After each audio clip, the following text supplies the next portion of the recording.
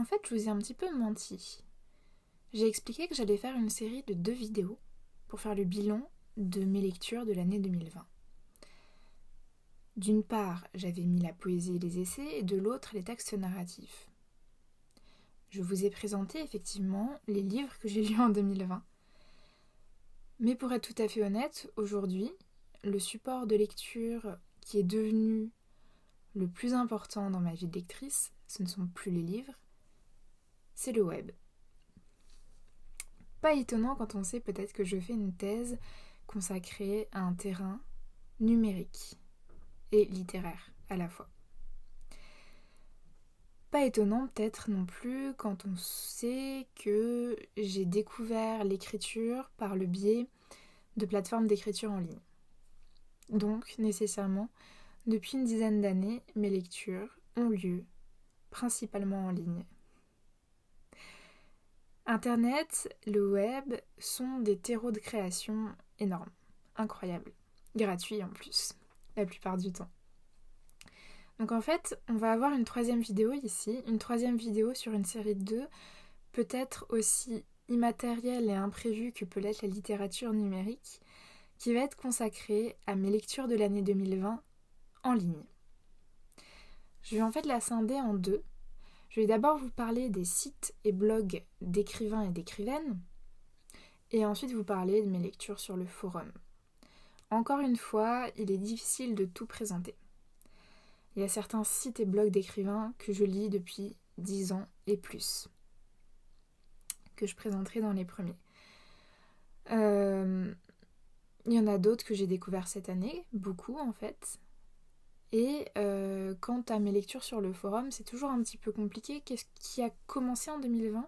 Qu'est-ce que ça veut dire pour la littérature numérique commencer quelque part ou se terminer quelque part ? C'est pas forcément évident. C'est ce que je vais essayer de montrer avec cette vidéo.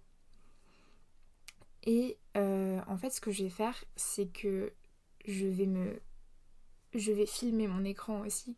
Comme ça, vous aurez accès à ma navigation en même temps. À tout de suite.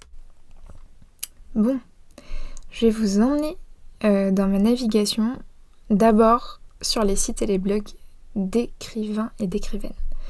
Et je vais commencer avec Fuir est une pulsion. C'est le site de Guillaume Vissac. Moi, ça fait 10 ans que je le visite et je voulais d'abord vous montrer le journal. Alors, le journal. Il existe depuis au moins 2008. Moi, j'ai commencé à le lire en 2010. Et je vais vous montrer comment c'est fait. On a le temps, avant le déclin, de pousser des... Ah zut, bon, c'est pas grave. 2020, c'était donc l'année du rat de métal, de la pandémie pangoline et des grands confinements. L'année 2021 n'est pas encore ouverte. Ce qui est intéressant avec le journal de Guillaume Vissac, c'est plusieurs choses. Déjà, on a accès à toutes les strates du texte. Ici, c'est un texte qui a été posté dans sa première version le 1er décembre 2020 et qui a été modifié pour la dernière fois aujourd'hui, le 1er janvier. Il y a eu 8 révisions en tout. Et ça, dans les textes numériques, c'est quelque chose d'assez commun finalement, d'avoir accès à toutes les strates génétiques des textes. À chaque fois, les entrées de journal sont accompagnées d'une image ou d'une photo qui se colorise quand on passe le curseur dessus. Et puis on a tout un système d'hyperliens, d'indexation. Et en fait, ça, ce sont les petits... un peu comme les hashtags, quoi. Par exemple, il est fait mention dans cette entrée-là du journal de Rodrigo Fressan, qui est un auteur sud-américain. Et si je clique sur Rodrigo Fressan, je vais avoir accès à toutes les entrées du journal qu'il mentionne. Et c'est beaucoup d'entrées, comme on peut le voir ici. Ça, c'est le journal, mais il y a un autre projet qui m'intéresse sur le site de Guillaume Vissac. C'est sa traduction de Ulysses de James Joyce. En fait, il a commencé en 2012 et il traduit une page tous les jours. Vous voyez ce que ça donne. Non, pas une page, une phrase. Donc là, c'était la première phrase.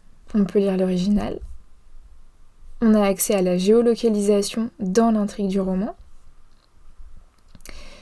On a toutes les révisions. Donc la dernière fois que ça a été révisé, c'est en 2017. Et puis là, on peut avoir accès à ce qui s'est passé. On a des notes, donc c'est une traduction qui est à la fois érudite et poétique et aussi un peu pirate. Et on a des commentaires, donc en fait, c'est un peu participatif en théorie, c'est-à-dire que on peut aller commenter, donner des idées, des objections, et c'est pris en compte. Je ne sais pas si c'est une fonction très utilisée, mais voilà. En tout cas, on voit déjà ici que c'est pas une traduction qui se veut quelque chose de grand public, de facile à lire. Alors est-ce que Joyce à la base c'est facile à lire? C'est pas sûr, mais voilà.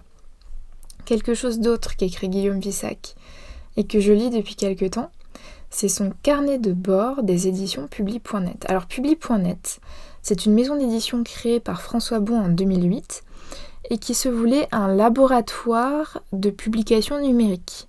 Alors aujourd'hui, c'est une maison d'édition qui publie en numérique mais aussi en papier, qui est distribuée en librairie, qui valorise des écritures très contemporaines et web en général, mais aussi des choses beaucoup plus anciennes, ça dépend des collections. Et ce qui est génial, c'est qu'on a accès à la cuisine, semaine par semaine et même jour par jour, de la maison d'édition. Et en même temps, c'est de la littérature déjà, hein. C'est déjà de l'écriture. Alors, Amazon, c'est peut-être un peu le truc qui revient tout le temps, le leitmotiv terrible qui envahit ce carnet de bord. Il y a des petites photos, on a accès à pas mal de chiffres qui en général, surtout cette année, sont pas très gais, donc voilà. On a aussi accès à toutes les strates de retravail du texte. Alors moi j'adore la cuisine éditoriale, donc je me perds dans ce carnet de bord, j'adore ça, voilà. Donc ça c'était pour Guillaume Vissac. Il faut savoir que souvent, les sites et blogs d'écrivains, ce sont des écritures diaristiques, donc des écritures de type journal. Comme si finalement la modalité de publication web, donc un article à la fois et un ordre en général antéchronologique, encourageait la forme du journal. Donc une écriture au présent, parfois adressée à un lectorat, donc le public du journal.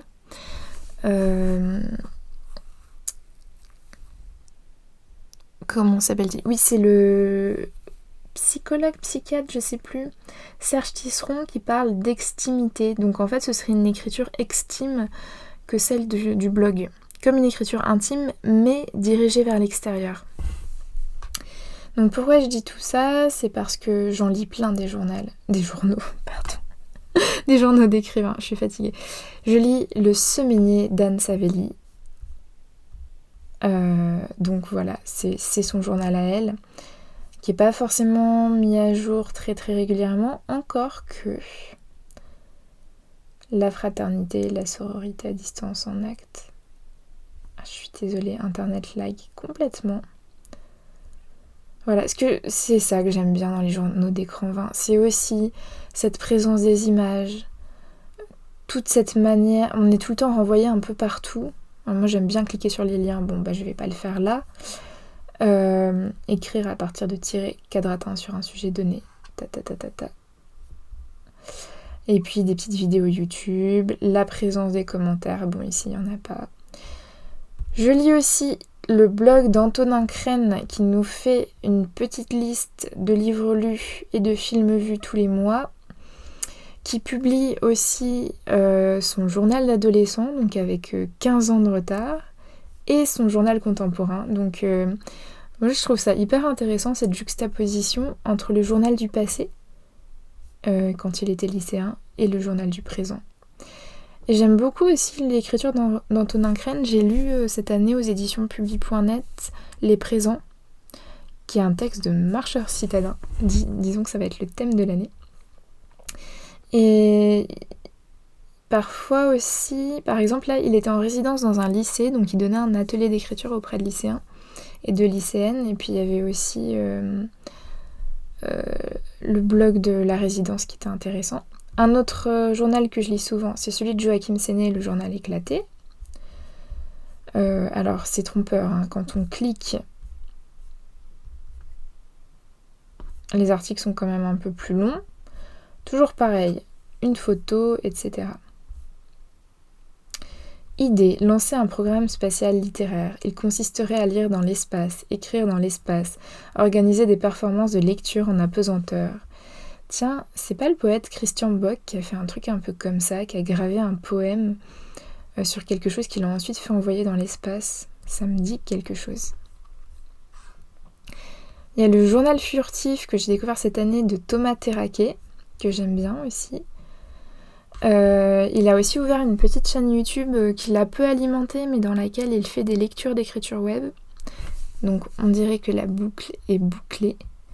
Et enfin, le journal d'Ahmed Slama, qui est lié en fait à son site Littéralutte, qui est plutôt un site de réflexion qui intrigue politique et littérature. Et sur son journal, on a des choses quotidiennes qui se rapprocheraient plus, on va dire, de ce que je viens de vous montrer, de la critique littéraire, souvent politisée, et une biographie de lecteur que moi je trouve merveilleuse. J'ai parlé dans ma vidéo, enfin dans le deuxième opus de ma vidéo, de son roman Orance. On retrouve ça vraiment dans la biographie de lecteur, cette écriture-là. Donc voilà pour les journaux. Il y en a quelques autres que je lis occasionnellement quand ils sont relayés en fait sur Twitter. Twitter, pour moi, c'est vraiment un petit peu le nœud des sites et blogs d'écrivains. Et ça me permet en fait d'être au courant des nouvelles parutions et d'aller les lire. Autre petite chose un peu différente que je peux lire, là c'est le site d'un ami qui s'appelle Dernier Parage, que je n'ai pas encore complètement exploré et qui n'est pas non plus terminé, mais il y avait quelque chose que je voulais montrer. Alors, il faut cliquer. Tac.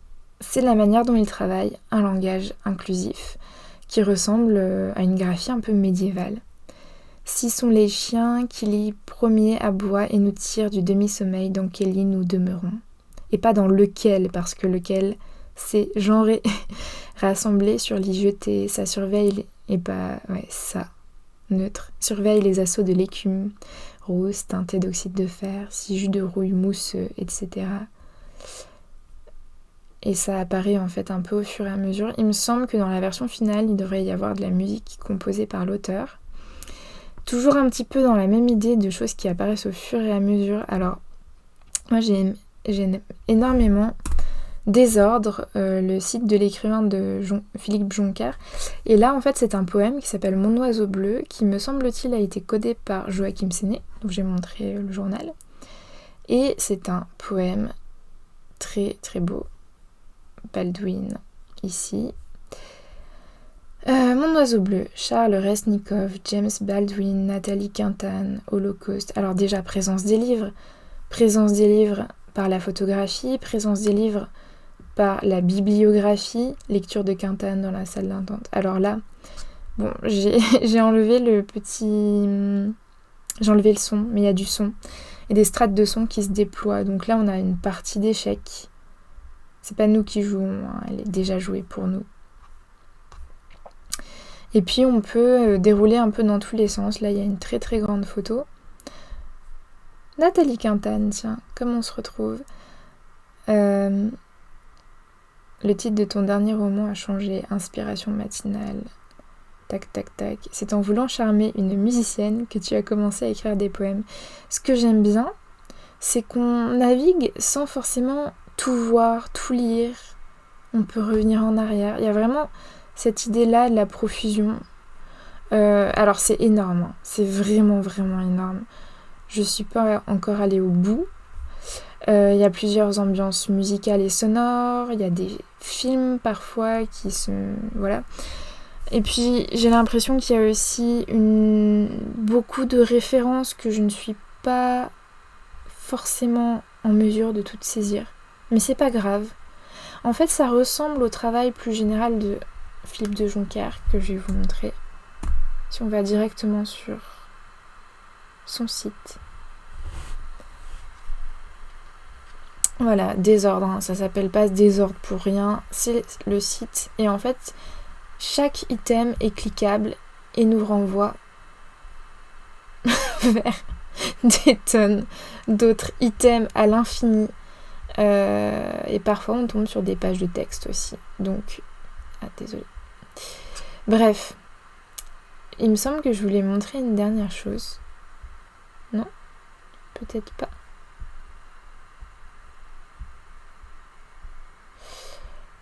Peut-être pas, non. Donc voilà pour ce qui concerne les sites et blogs d'écrivains. Maintenant, on va passer à la navigation. Alors, en 2020, il s'est passé beaucoup de choses sur le forum d'écriture, donc j'ai beaucoup lu. Ce que je vais présenter aujourd'hui, ce seront davantage des projets collectifs qui ont engagé la communauté des poètes et poétesses présentes sur le forum, que des projets individuels, parce qu'il y en aurait beaucoup trop et ça pourrait faire l'objet peut-être d'une autre vidéo, on verra.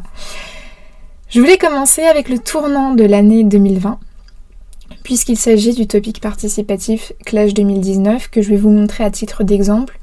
Des topics participatifs avec un même thème ou une même contrainte et finalement des textes de plusieurs membres qui vont se faire écho, ce sont des choses qui ont été fréquentes en 2020. Alors Clash 2019, c'est Omphalos qui a lancé le topic. C'est un inventaire, beaucoup. J'ai vu, Il y a aussi toute la culture du clash. Tu vas faire quoi ? J'ai bu de la bière, trop pour être heureux, et je suis devenue vieux, année gluante, etc., etc. Donc ensuite, on a d'autres membres. 2019, on a une toute petite. Ok. Bebop, poème pompier ou l'homme et sa banane. Bon, on a des choses assez subtiles, comme on peut le voir. Le bilan comptable d'Holoferne. J'ai douté de mon doute, j'ai pensé à l'abîme que chacun redoute. J'ai cru devenir fou métaphysiquement. J'ai été bon, mauvais, pénitent, impénitent. Je me suis posé trop de questions, je me suis apaisée dans le soir lent et bleu, fumant un paquet de tabac miraculeux. J'ai trop parlé, péroré, etc. Brigitte, un petit texte en prose. Bijou qui, le 15 août, a édité son texte. Alors, est-ce que c'était ça à l'origine ou est-ce que ça a changé ? Je ne sais pas. Un commentaire à l'intérieur du topic, donc porosité là. Des incrustations, recontextualisation, est-ce qu'on est encore dans l'ordre du poème de Clash ? Je ne sais pas. Tu as passé en plein hiver, je n'ai pas fait gaffe, tu avais mal peut-être, etc. Voilà. Ensuite, toujours sur le tournant des années 2019 et 2020, on a eu un espèce d'énormes projets qui se trouvent aujourd'hui dans Recueil terminé. C'était l'enquête sauvage. Alors l'enquête sauvage, c'était une ligne qu'il avait proposée, ce projet collectif assez énorme. Il s'agissait en fait de rendre hommage à l'écrivain chilien Roberto Bolaño, qui, à l'intérieur de l'histoire et de la culture des membres du forum, est un écrivain très important. En fait, dans son roman Les Détectives Sauvages, on a un petit groupe d'avant-garde poétique qui s'appelle les Réals Viscéralistes. Et plusieurs des poètes partent à un moment dans le roman en quête d'une poétesse, Césarea Tinarero, qui est un peu plus âgée qu'eux, et qui est en fait la fondatrice mythique du mouvement parce qu'elle a écrit des années plus tôt quelques poèmes sous forme d'images qui sont comme une espèce d'énigme pour les poètes réels viscéralistes. Et en fait, il y a un personnage, il me semble que c'est le narrateur de la première partie, Garcia Madeiro, de Jeune Poète, qui un jour se lance un défi. C'est-à-dire écrire en 57 jours, me semble-t-il, 55 poèmes, ou 67 pages, ou 2453 vers. Donc 44 ans plus tard, une ligne propose que ce soit les poètes et les poétesses de la communauté sur le forum qui reprennent ce défi-là à leur compte, mais avec une petite contrainte thématique en plus, qui est de faire référence soit à l'univers de Roberto Bolaño, soit... Enfin voilà, ce genre de choses, et du coup de mettre en scène des enquêtes, d'où l'enquête sauvage, les détectives sauvages. Et on a un certain nombre de membres qui se sont lancés dans leur propre enquête. Tous n'ont pas terminé. Pour voir qui a terminé, il faut voir qu'il y a 4 pages, tout simplement. Donc chez Elivo avec son astrothème. Moi aussi j'avais terminé. Alice Darty avec ses Couloumel et Rousillou, qui sont des noms de champignons, avait terminé. Voilà, donc on avait... Et aussi, Mahendra Singh Budhoni, l'enquête, une performance. Lui, en fait, il a écrit tous les poèmes de son enquête en une nuit le dernier jour. Voilà. C'est assez multimédia.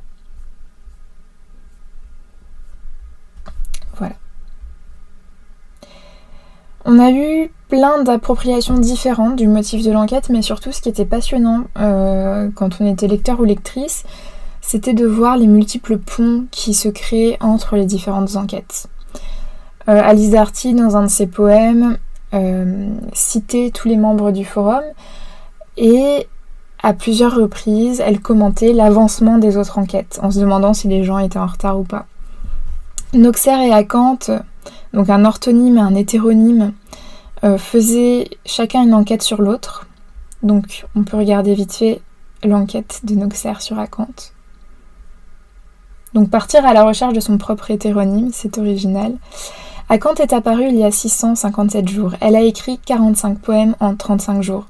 Sur les traces objectives d'Acanthe, il y a des chiffres, des messages bien concrets et des informations informelles que moi seule détiens. Acanthe n'est pas réductible à ses informations. Acanthe n'est pas réductible à sa présentation. Acanthe n'est pas réductible aux commentaires que l'on en fait. Acanthe n'est pas réductible à sa poésie. Si l'on voudrait dresser un portrait objectiviste d'Acanthe, on s'emmerderait ferme. L'espace où se trouve Acanthe est un espace littéraire non défini qui se dérobe à l'analyse objective tout en la suscitant, etc. Avec des hyperliens vers les poèmes d'Acanthe. Et ce qui est hyper intéressant ici, c'est qu'en creux, on a une interrogation sur... Bon, ici, en fait, c'est un hétéronyme, donc un compte sur le forum qui ne renvoie à aucun individu réel. Mais la question posée ici par Noxer, c'est dans quelle mesure les traces numériques de l'identité sur forum forment une personne. Et en creux, les poètes réels n'ont pas d'autres traces que cette présentation, ces commentaires, ces poèmes postés. Voilà, je trouve ça assez intéressant. Lorsque je marche en ville, etc. Miles Lauritzbrigg, si mes vers étaient vraiment des vers. Ah, il fait référence à ce texte très connu de Rilke, sur tout ce qu'il faut avoir engrangé pour écrire un seul vers de poésie. Aomphalos, lui, avait mis en scène un jeune homme qui partait au Mexique, me semble-t-il, parce qu'il était invité par les créateurs d'une petite revue de poésie. Et donc il y avait toute cette narration qui était très embrouillée. L'enquête de Miromancil aussi était intéressante. Tac, empreintes. Les empreintes, ce sont les traces, ce sont les indices. Et en fait, elle avait ouvert un carnet qu'ensuite elle prenait en photo, donc remédiatisation de traces graphiques. Et à chaque fois en spoiler, elle traduisait ce qui était écrit. C'était très beau ce qu'avait fait Miromancil. Voilà, avec des couches superposées d'écriture difficilement lisibles, difficilement accessibles parce que ce sont vraiment des petites empreintes. Voilà. Akwae, dans sa botte de foin, avait mis en scène les interactions avec son lectorat. Donc il y avait tout ce motif de la botte qu'on déroule pour y trouver peut-être des aiguilles. Et il y avait les rembobinages. Donc à la fin du rembobinage, elle reprend tous les poèmes, elle les met à l'envers. Il y avait un bilan de fouilles à partir de ce qu'avaient trouvé les commentateurs et les commentatrices. Voilà.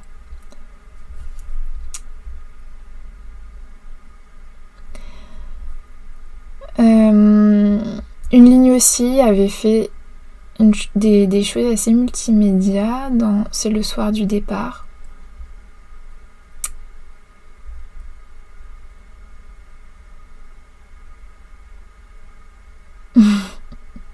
Toujours ce motif du carnet qui est beaucoup revenu dans l'enquête sauvage. Du carnet qu'on déchire ici.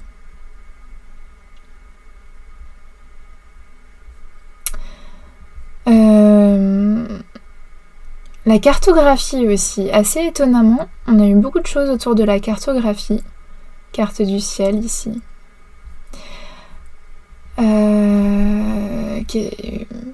C'est aussi Horty qui nous avait fait quelque chose avec des coordonnées.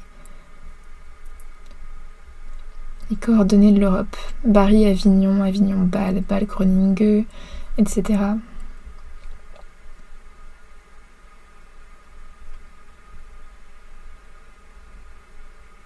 Bon, je vais pas toutes vous les montrer. Moi, c'était mon premier projet d'écriture un peu d'envergure, la traque solaire.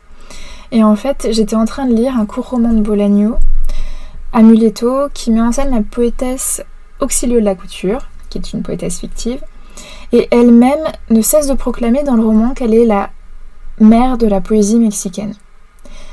Parce que, en fait, elle s'occupe beaucoup des jeunes poètes et des vieux poètes. Les vieux poètes, elle va leur faire le ménage, et les jeunes poètes, elle les aide à se lancer. Et elle, par ailleurs, elle ne parle jamais de sa propre écriture. Elle écrit, mais elle n'en parle pas. Et pour moi, ça a été l'occasion d'une exploration des origines de la poésie. Et j'ai essayé d'opérer un renversement sur la figure de Sappho et celle d'Auxilio. Donc il y avait une petite dimension féministe. Et en fait, je me suis beaucoup amusée aussi parce que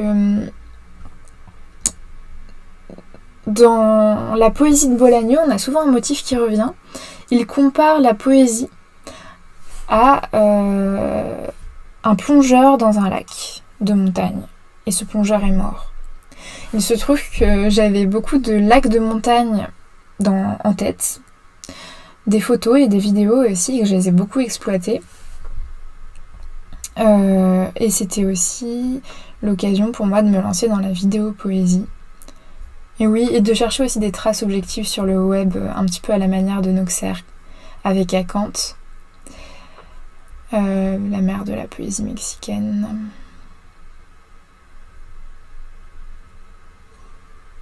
Peut-être que c'est Auxilio de la Couture, la mère de la poésie mexicaine. Voilà, on se demande qui est la mère de la poésie mexicaine. Là, c'est Internet. J'avais pris cette photo depuis... comment ça s'appelle ? Le haut de Montmartre, là, l'espèce d'église.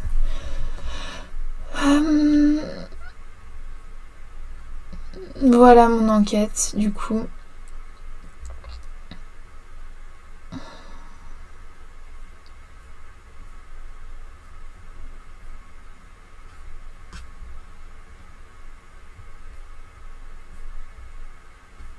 Mes vagues, etc. Ouais, je m'étais vraiment beaucoup amusée. La dernière chose dont je voulais parler avant de passer encore à un autre volet, c'est Finamore. Alors Finamore existe depuis 2018, donc je triche peut-être un peu, mais en même temps, il a pris énormément d'ampleur en 2020. C'est un conte collectif, appropriable. Donc en fait tout le monde pouvait se connecter sous Finamore. Puis il y avait une petite règle du jeu énoncée ici. Il ne fallait poster avec Finamore que sur ce topic là, le panneau d'affichage des poésies d'amour anonymes. On pouvait poster des poèmes d'amour ou d'amitié, mais sans que l'adresse soit explicite et sans que la signature interne soit explicite. Donc au début on a eu des choses assez basiques, des poèmes d'amitié, d'amour, truffés d'indices qui étaient autant de signatures discrètes. Donc par exemple ici c'était des petits biographèmes, rendez-vous près de la place André Breton, etc. Et progressivement c'est devenu autre chose Finamore, c'est devenu une espèce de laboratoire collectif et notamment un questionnement par la poésie de ce que pouvait être le fait de faire communauté à travers une plateforme numérique, donc sans les corps des poètes et des poétesses. Et que devenait en fait l'affectivité, la dimension affective, quand elle était très largement imaginaire. Beaucoup de poèmes se sont répondus, il y avait vraiment des dialogues de poème à l'autre. Des poèmes qui étaient méta, avec des interrogations sur le statut de Finamore. Est-ce que c'était une personne réelle qu'on avait inventée ensemble? Est-ce que c'était une espèce de voix collective? Est-ce que c'était l'incarnation d'une persona à l'échelle du forum? Bon, je peux pas retrouver forcément... Là, on est encore en 2019, mais voilà, il y a eu beaucoup de choses en 2020. Beaucoup aussi de poèmes précaires. On dit souvent que la littérature numérique est très précaire. Bah là, je pense qu'avec Finamore, on a souvent l'impression d'être face à une espèce de cimetière de poèmes.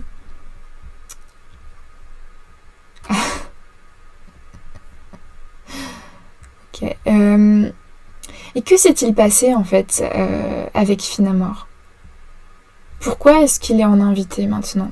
En fait, tout simplement, un jour, quelqu'un s'est connecté avec Finamore et a supprimé le compte. Finamore, qui était une œuvre collective, a été vandalisée. En fait, dans les communautés numériques, il y a beaucoup de choses qui reposent sur une forme de confiance collectivement partagée, d'autant plus précaire que les corps et les visages ne sont pas en jeu. Donc je ne sais jamais si je m'adresse vraiment à une personne qui dit la vérité sur elle-même, qui est constante et unique. Et du coup, en fait, les trahisons de cette confiance dans les communautés numériques les fragilisent beaucoup. Donc moi, ça m'avait beaucoup questionné. Ce qui s'était passé là, on n'a jamais su qui était la personne qui avait supprimé Finamore, ni pourquoi elle l'avait fait. C'est arrivé du jour au lendemain, après plusieurs centaines de poèmes postés, après plus de 2 ans d'activité. Voilà, je me suis demandé qu'est-ce que ça révèle de la fragilité des œuvres communes et collectives, de la confiance qu'on se porte réciproquement. Voilà, ça avait beaucoup affecté la communauté. Il y a eu des tentatives depuis, si je vais en dernière page, il y a eu plusieurs petits comptes créés, Finamore avec un T à la fin, Infinamore, Finamoritz, Finamorcelé, avec toujours ce même avatar qui était l'avatar d'origine, découpé différemment. Ça montre aussi la fragilité des images sur le web.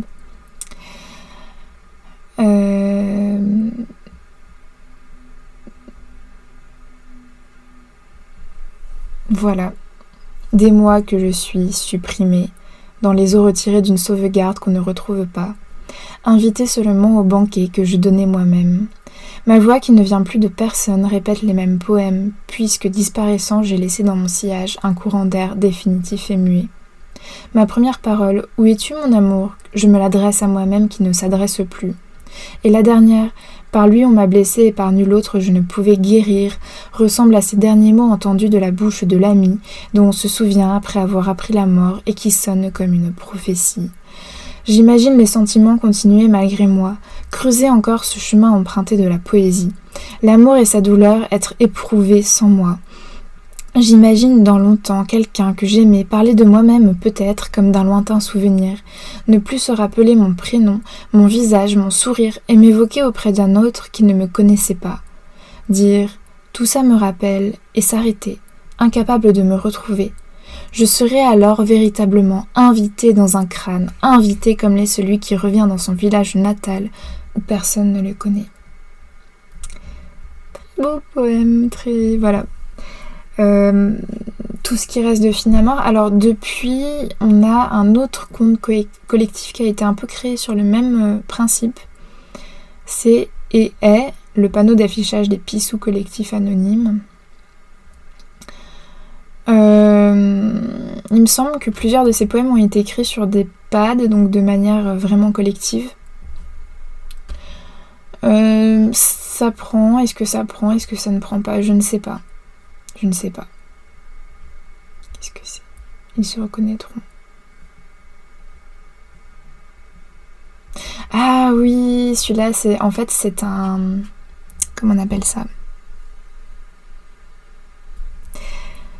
Il y a un mot pour le dire. C'est un patchwork de poèmes, de poètes et poétesses du forum. Donc en fait, c'est plein de petits morceaux de vers ou de vers entiers qui ont été découpés. C'est assez courant comme format sur le forum. Il y a Vraiment, après c'est toute la culture des communs, des Creative Commons, l'idée que le droit d'auteur, dans son intangibilité, est un peu remis en question. Les choses sont beaucoup plus fluides et appropriables. On retrouve un régime très médiéval finalement de la propriété intellectuelle. Donc il y avait ce poème-là. Et je crois que celui-là aussi, à partir de deux poètes. Voilà, je vais passer à autre chose maintenant.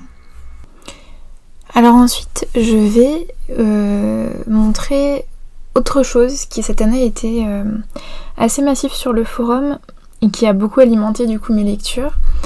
Ce sont les dimensions audio et vidéo.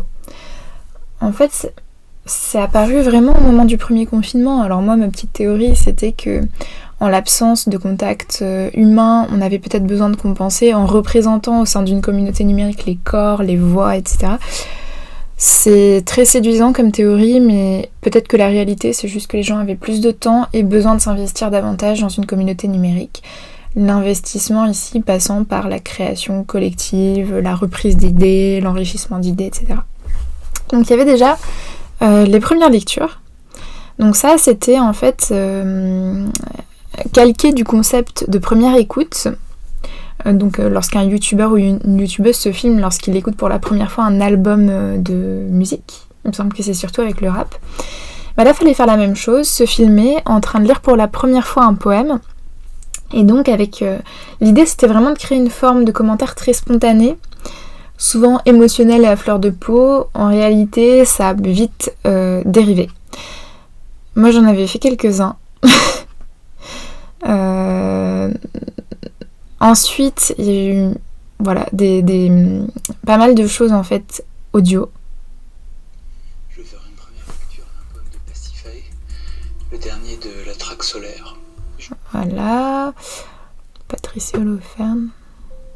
Je vais faire deux premières lectures, une de Patrice. Ouf, le son est ignoble, désolé. Ah là, Noxer avait joué le jeu. En se filmant. C'est des petites pauses comme ça dans le verre qui font que quand tu regardes un art, par exemple, à travers, ça fait trois arts différents, comme ça, un peu différents. Voilà. Ouais, j'aime bien ce poème. C'est pas très académique comme manière de commenter, mais j'adore ça. Donc, comme on peut le voir, il y a quand même des gros amateurs et amatrices de la première lecture.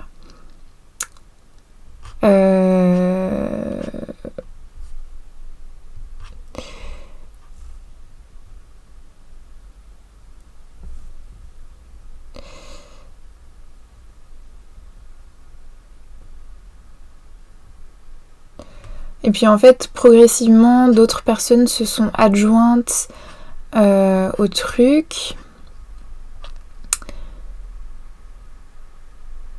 Je suis désolée, ça bug beaucoup.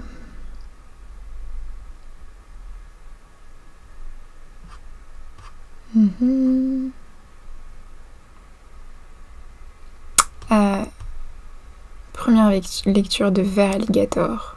Ça, c'était une nouvelle membre qui venait d'arriver. Une toute jeune poétesse.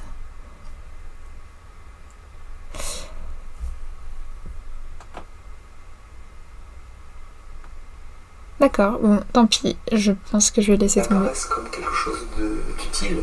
On a l'impression que c'est juste une sorte de champ lexique qui rentre dans un champ lexical de l'épitaphe du roi dont on est en train de parler. Je relais un peu le... Bon voilà, et puis on avait plein d'autres gens qui avaient participé ensuite, mais ça lag tellement que je vais peut-être pas tout vous montrer. Et en fait, il y a eu quand même beaucoup de choses audio, peut-être parce que c'est plus difficile de se filmer. Bon. Mais surtout, en fait, ce qui a essaimé, c'est la vidéo poésie, donc je vais pas vous la montrer directement depuis le forum, mais depuis les comptes des personnes concernées. C'était des choses postées sur le forum. Donc on a Aomphalos ici qui avait fait plein de vidéos poèmes. Alors moi j'aimais bien celui-là, Nos gestes, je vais vous montrer.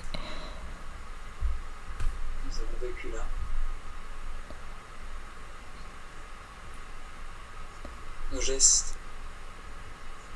gestes sont restés dans le salon, posés sur le parquet.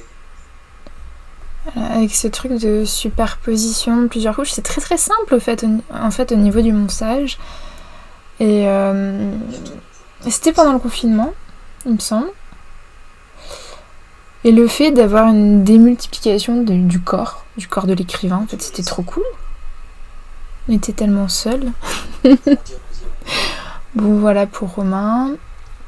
On a aussi Aline Mal avec son petit scarabée qui avait fait des trucs rigolos. Avec des supports position sonore aussi, mais on n'entend rien, je suis désolée. Entre 2, entre 2 et 4, 3, 5 et 4 ou 4 ou 5. Battre la mesure sans micro. Juste les voix à portée de respiration. C'est rigolo parce qu'il y a une vidéo poétesse beaucoup plus connue sur YouTube qui s'appelle Marine Riguet. Et quand j'ai vu les vidéos poèmes d'Aline Mal, j'ai tout de suite pensé à Marine Riguet, aussi bien au niveau de la manière de mettre en scène la voix que des images. Voilà. Ensuite, Boubaragon. Bon, ça c'est le vieux compte d'un membre du forum sur lequel il a posté pas mal de rap fictif. Mais il y a aussi eu pas mal de vidéos poèmes en 2020. Oui, bon, merde au confinement. Désolée. Les jours heureux. Je vais en montrer un vite fait. Zut, c'est pas ça que je voulais faire.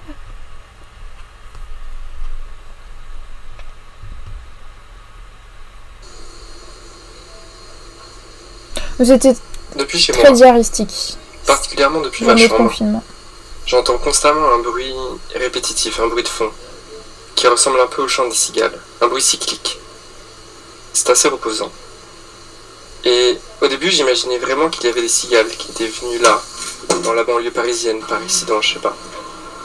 J'ai passé l'après-midi dans ma chambre, à regarder le plafond, à regarder par la fenêtre, à regarder le ciel. Il faisait très beau ce jour-là. Et à imaginer qu'il y avait effectivement des cigales ou des grillons. J'ai vérifié après, ça ressemblait davantage au chant des grillons, qui bruissaient, chantaient quelque part. Et après, je suis descendu dans mon salon. Et Bon, je vais pas tout vous montrer, mais voilà, c'était assez rigolo. Et depuis, il s'est mis au musicopoème. Version musicale du vidéopoème. Ces derniers jours, les chaleurs forment un été de poche. Collaboration avec qui rappelle Aline Mal. des étés passés.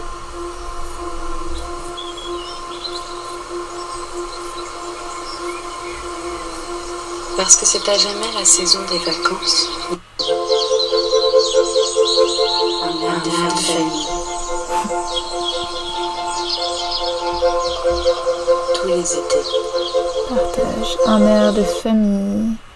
Si long qu'on oublie que la vie peut être autre chose que Je me remplie. demande si le dernier était pas encore mieux. Je sais plus.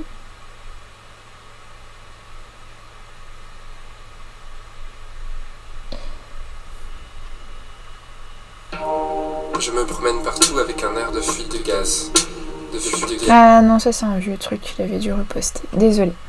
Ensuite, il y avait eu les vidéos poèmes de l'Églantier Fleuri qui étaient en fait des mises en clip de poèmes existants. Alors, moi j'avais énormément aimé celui-là. Les vagues, un extrait des vagues avec un livre et un moment on zoom sur le livre, etc. Mais celui-là était pas mal non plus. Un poème d'Antonia Petit.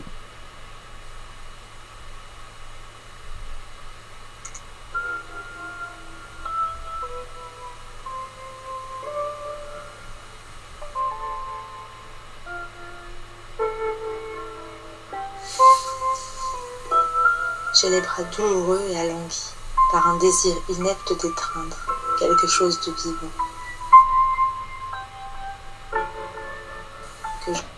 Ce que j'ai bien aimé en fait dans les petits vidéoclips de l'Églantier Fleuri, c'est que on n'était pas dans de la pure illustration. Il y avait vraiment une valeur ajoutée de l'image et un dialogue en fait entre l'image et le son. Va vers les bois de hêtre pour fuir la lumière.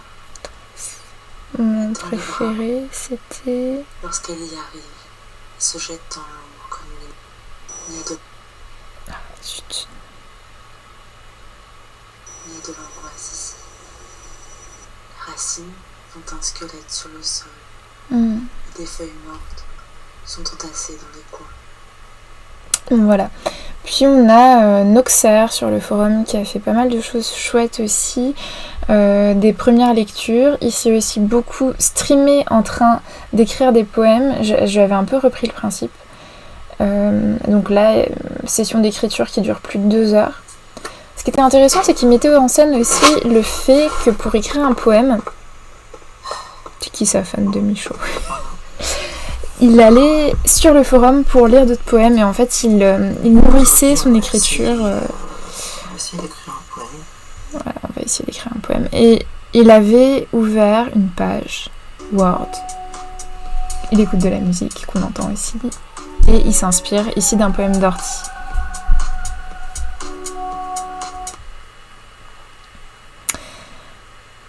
Bon, ensuite, écriture, réécriture, remaniement.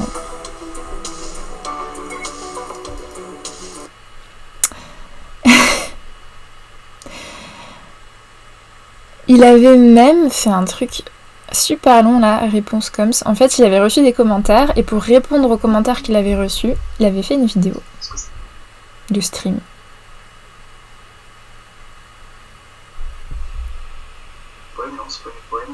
Je les écris tous dans un trajet en voiture. Où en fait, à chaque fois, voilà, donc petit discours octorial sur la création. Alors, est-ce qu'il essaye de cloisonner le sens de lecture? Non, c'était pas le cas. C'était plutôt une mise en contexte pour mieux comprendre l'écriture du poème.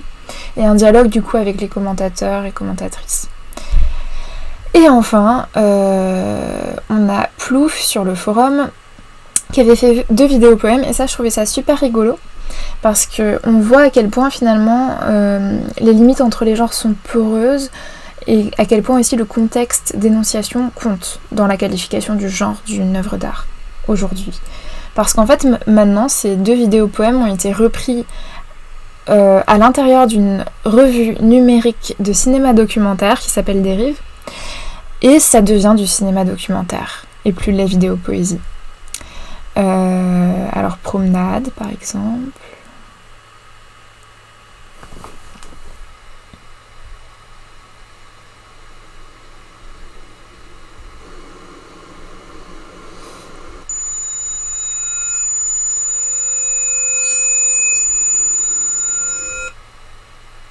Je suis désolée, je vais très très vite. Ouais, donc présence du texte à la fin quand même. Est. J'ai pas l'impression qu'il est mon préféré en fait. C'est rigolo.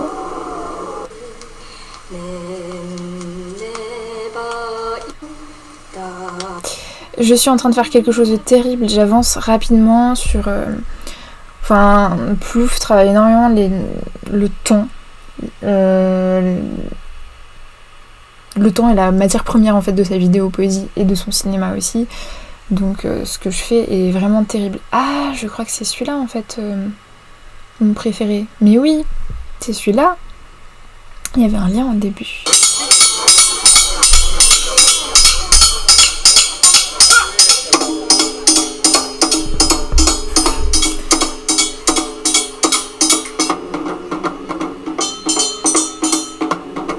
Ça c'est de la vidéo poésie. Travail du rythme.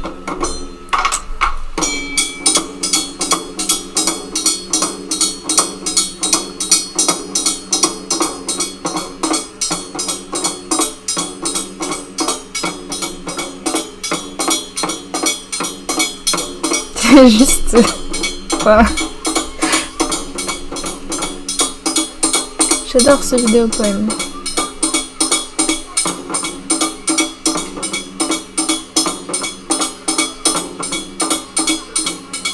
On a l'impression qu'il y a quelque chose qui va exploser à la fin, une espèce d'épiphanie.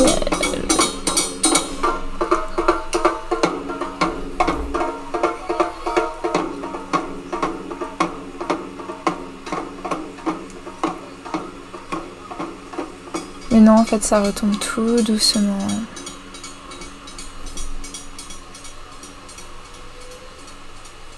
Voilà, tout doucement. Voilà. Donc, j'espère que ce moment d'exploration de lecture web vous aura plu. Je suis désolée que ça ait été si long. Je ferai peut-être quelque chose pour parler des lectures sur le forum d'écriture de projets un peu plus individuels. Parce qu'il y a eu vraiment des très très très beaux projets menés cette année. Mais voilà, j'étais obligée de faire un choix pour cette vidéo-là. Et je vous remercie pour ce temps d'attention.